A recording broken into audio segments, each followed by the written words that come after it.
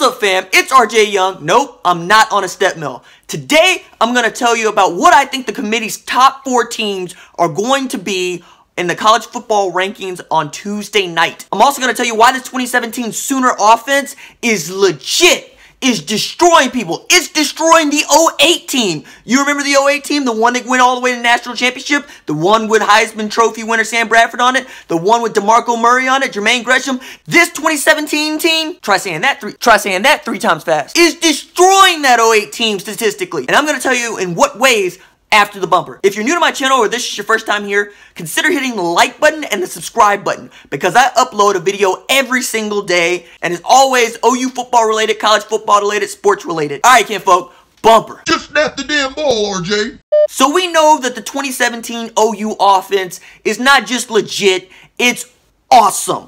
We know it because we can take a look at all the statistics. We can take a look at what 6-0 Savage has been doing at the quarterback position. This three-headed monster of running backs where Rodney Anderson's kind of become, you know, the one head with the 2 smaller appendages. We know it because CeeDee Lamb as a freshman is showing out. We know that Mark Andrews, who's our tight end, is our best pass catcher.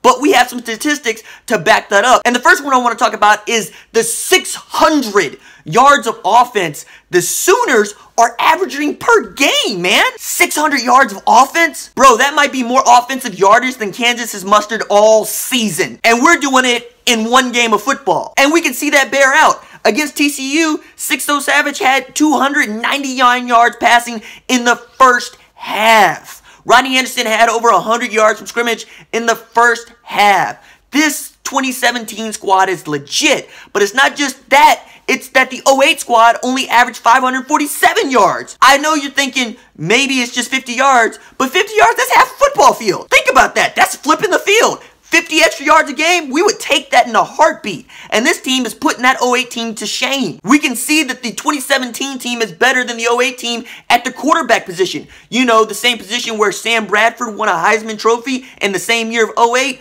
Baker Mayfield's playing a better brand of football than Sam Bradford was playing the year he won the Heisman Trophy. Take a look at his passer rating. Baker Mayfield's passer rating is 202. Sam Bradford's passer rating in 2008, 180. To say nothing of 6-0 Savage needing just 1,200 yards passing to tie Sam Bradford's season total for 08. And for Baker Mayfield, 1,200 yards passing is like 3 games. West Virginia, Kansas, we're more than likely going to play in the Big 12 championship, and then there's a bowl game. And you know what? It's not inconceivable that he could get those 1,200 yards in the next 2 games against West Virginia and Kansas. Who knows? He could probably pass for 800 yards against Kansas, because we all know that Kansas just stays giving up the boot. Baker's also averaging 11.9 yards per attempt, which is 2 more yards per attempt better than Bradford had in 08. And so far through the season, Baker Mayfield has thrown 3 fewer picks than Sam Bradford did. Now, Sam Bradford played 14 games and threw 8 picks, and 6-0 Savage has a way to go. But it still stands to reason that he could throw fewer picks and pass for more yardage than Sam Bradford did the same year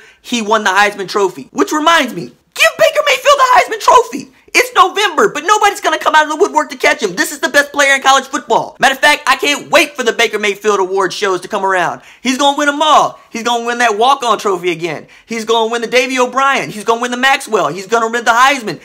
If there's a category for Baker Mayfield to be entered in, he's probably walking away with the hardware this year. He's just been that good. But it's not just Baker Mayfield has been good. The running backs have been amazing. And I had to go and check the stats on this. Demarco Murray and Chris Brown each averaged 5.6 yards per carry on that 08 team. And we know how good DeMarco Murray is. We know how good that 08 team was. But there are 3 running backs on OU's roster who are averaging better than 5.9 yards per carry with at least 20 carries. And Marcelius Sutton, the dude who has the least amount of carries among his running backs, has the smallest average at 5.9. To say nothing of Rodney Anderson needing just 84 yards from scrimmage to get 1,000 for the season. And it's happening at wideout. OU's 3 best receivers each average at least 17.3 yards per catch. On that 08 team, Quentin Chaney, of all people, had the highest per catch average with at least 10 balls caught, and he averaged 17.4.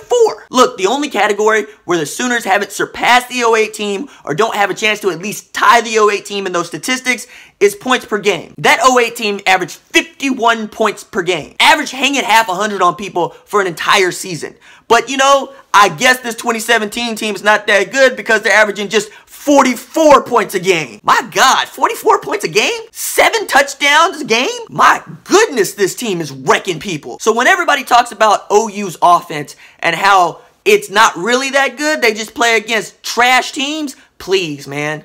Tell it to Ohio State. We mollywhopped them. Tell it to TCU at the number 6 defense in the country. We mollywhopped them. I mean, SEC teams got to look shook after watching what OU did to TCU. If that is one of the best defenses in the country, and we can drop 30 on them in one half, you got a problem, SEC, because y'all hang y'all's hat on defense, and against this 2017 offense, you don't stand a prayer. Like, how legit would this 2017 offense be if NCAA football by EA Sports was still around? It would be off limits at tournaments. You remember Madden 04 when, like, Mike Vick broke the game and you went to Madden tournaments and the Falcons were outlawed? Nobody could play with the Falcons because we knew that if you played with the Falcons, you were just going to Mike Vick everybody, and that's not football. That's how I feel about this 2017 offense. Like, if we played NCAA football and you played against me, OU would be off limits because you would just destroy everyone because everybody would have a 90 or better rating. They're that good. Hollywood speed rating would be like 109. Okay, now I got to tell you what I think the committee's top 4 are going to look like on Tuesday.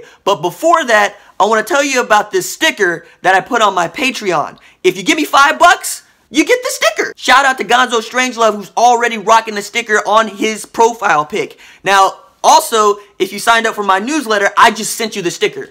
So, like, you want to sign up for the newsletter because I'm just giving free stuff in this newsletter. That's one of the reasons I have it, is because I want to be able to acknowledge how much I appreciate you guys and your attaboys and your comments and your engagement with me. And I want to engage with you.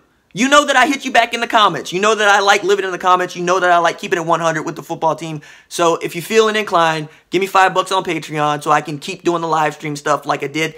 I got it fixed. You noticed, right? All right, now I got to tell you what I think the committee's top 4 are going to look like. But let's get a short recap from last week. Now, Georgia got dumped, trashed, spat on, kicked, punched, eye gouged, smacked in the ear, wet willied, kicked in the groin by Auburn. Now, Georgia is probably not going to drop out of the top 4 because one loss ain't going to do a whole lot to drop you out of the top 4 when you're in ranked number 1 unless you lost to a really bad team. And as of last week, Auburn was ranked the number 10 team in the country. But that 1-point win they got over Notre Dame doesn't look so good anymore. And I'm going to get into that in just a second. At number 2 was Alabama, and they narrowly pulled out a victory against Mississippi State, where Mississippi State basically gave you a blueprint for how to beat Alabama, which is keep the offense off the field and run the clock. Now, that's not what we do because we don't have to do it, because I don't feel like an Alabama defense can run with OU. I just don't see it. The longer the game goes on, the more possession 6-0 Savage has, the worse off it is for any team that they're facing.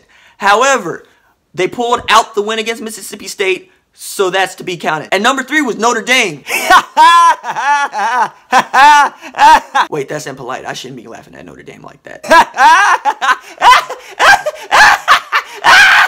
And number 4 was Clemson. I hate that number 4 was Clemson because I don't think that Clemson's that good because they're getting too much love after losing to Syracuse, which I've been over and I will continue to go over because that's a glaring flaw by the committee. Like, I would be much better with Wisconsin being ranked above Clemson because as bad as Wisconsin's resume is, and it's trash, they still ain't lost to nobody, whereas Clemson lost to a very bad Syracuse team. Now, what do I think the College Football Playoff Committee rankings are going to be on Tuesday for the top 4?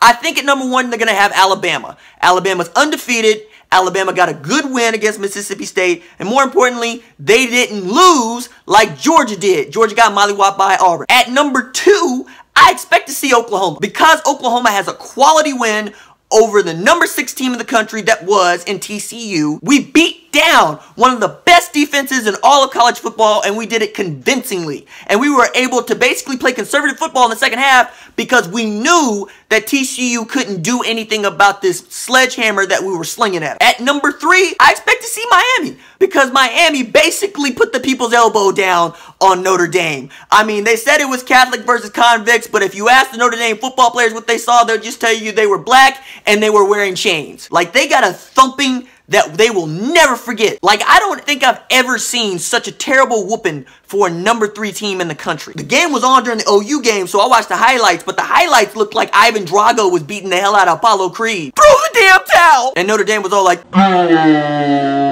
and Miami was all like, I must break you. And at number 4, I expect the committee to leave Clemson right where they're at. Even though I don't agree with Clemson being in that number 4 spot, and I can think of a number of different teams that I would like to see in that number 4 spot, I just don't see the committee just messing up its rankings after Clemson basically took care of business against Florida State. And whatever you want to say about Florida State, they're still Florida State. Miami looked like they're in a position to beat Clemson in the title game, so that'll be a wash. All right, that's it for me. If you like the videos, don't forget to like and subscribe and ring the bell so you can join the notification squad. I'll see you tomorrow. Deuces.